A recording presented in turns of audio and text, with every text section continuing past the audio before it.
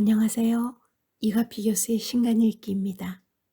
오늘 함께 나눌 책의 제목은 꽃의 마음사전, 오데사 비게이즈음, 김아림 옹김, 윌북에서 23년 3월 20일에 발행하였습니다. 원저의 제목은 The Language of Flowers, 2020년에 나온 책입니다. 저자는 뉴욕대학교 TC 예술학교를 졸업하고 여러 디자인 회사에서 다양한 작품 활동을 해왔습니다.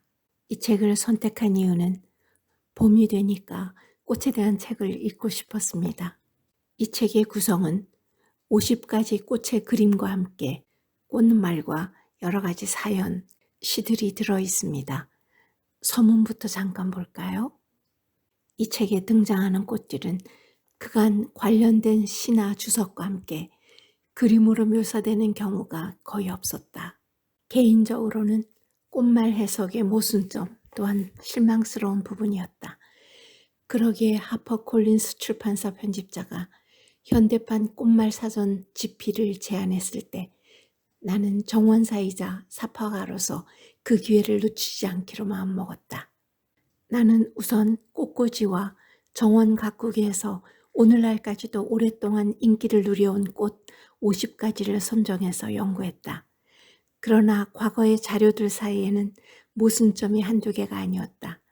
따라서 이 책을 쓰면서는 예술과 과학 분야 모두에게 사람들이 가장 보편적으로 동의하는 것으로 보이는 정보라든지 비교적 새로운 자료와 상호 참조할 수 있는 가장 오래된 정보를 선택하는 것을 목표로 삼았다. 각 꽃의 역사와 이름의 의미가 부여된 방식 따위를 간단히 소개할 것이다. 지난 수천 년 동안 꽃은 여러 문명권에서 문학과 장식예술, 종교, 그리고 경제적인 면에서 중요한 의미를 지녀왔다. 일단 꽃다발은 빅토리아 시대 훨씬 전부터 1차적으로는 의학이나 미신에 활용되어 왔다. 그러다가 빅토리아 시대에 들어 사람들이 꽃과 원예를 본격적인 취미로 삼기 시작했고 사유지의 넓은 정원을 만들어 온실 원예를 즐기거나 새로운 종을 번식시키거나 이국적인 식물을 찾아 전 세계를 돌아다니면서 새로 발견한 표본이나 희귀한 식물을 테라리움에다가 키우기도 했다. 테라리움은 식물을 운반할 수 있도록 고안된 빅토리아 시대의 발명품이었다.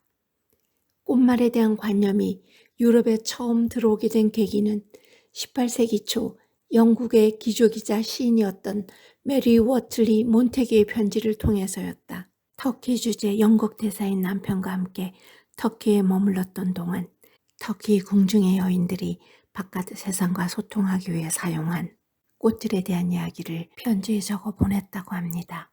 말하자면 암호화된 물건을 통해 메시지를 전한다는 아이디어는 사람들의 적지 않은 관심을 불러일으켰다. 빅토리아 시대 사람들은 예술과 문학의 낭만주의와 감상주의를 사랑했지만 직접적인 표현은 삼가하는 엄격한 에티켓을 지켰다. 이러한 분위기에서 작은 꽃다발은 당시 상류사회에서 흔히 주고받는 사교적인 선물로 자리매김했고 꽃의 구성을 이리저리 바꾸어서 사회적 상황에 맞는 방식으로 받는 사람에게 정확한 감정을 전달했다. 저자는 이렇게 서양에서 꽃다발을 보내는 문화와 정원 가꾸기가 발달했던 빅토리아 시대를 이야기합니다. 그러면 여러분께 50가지 꽃의 이름을 먼저 소개하겠습니다. 꽃의 이름만 들어도 즐거운 분이 많이 계시죠?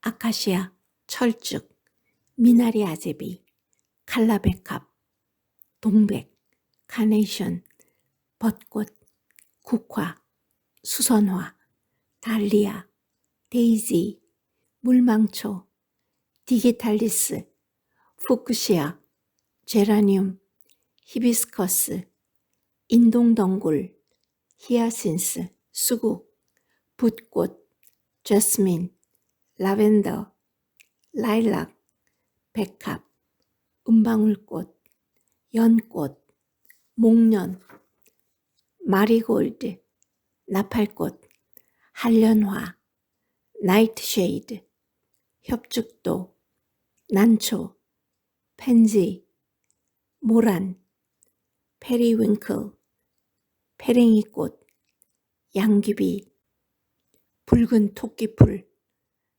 라눈쿨루스, 만병초, 장미, 금어초, 갈란투스, 해바라기, 스위트피, 엉겅퀴, 튤립, 제비꽃, 그리고 백일홍입니다. 여러분도 처음 들어보는 이름들이 꽤 많지요? 그런데 서너 가지 꽃은 우리가 다른 이름으로 알고 있는 것이 있습니다. 마리골드, 협죽도, 나이트쉐이드, 만병초 같은 꽃인데요. 마리골드는 여러분이 금잔화라고 하면 더 잘 아시지요. 그리고 협죽도는 우리나라에서는 유도화라고 불렸습니다. 로마나 캘리포니아 남부에 가면 길가에서 많이 볼 수 있습니다.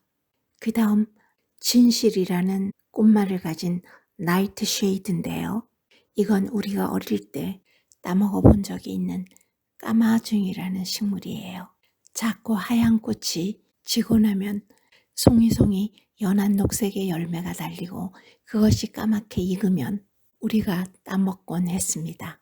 그 다음 만병초라는 꽃은 진달래과의 꽃인데 진달래가 10송이쯤 뭉쳐 있다고 보시면 됩니다.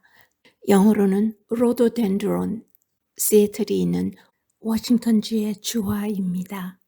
4월 중순쯤이 되면 매우 풍성하고 아름다운 여러 가지 색깔을 가진 꽃입니다.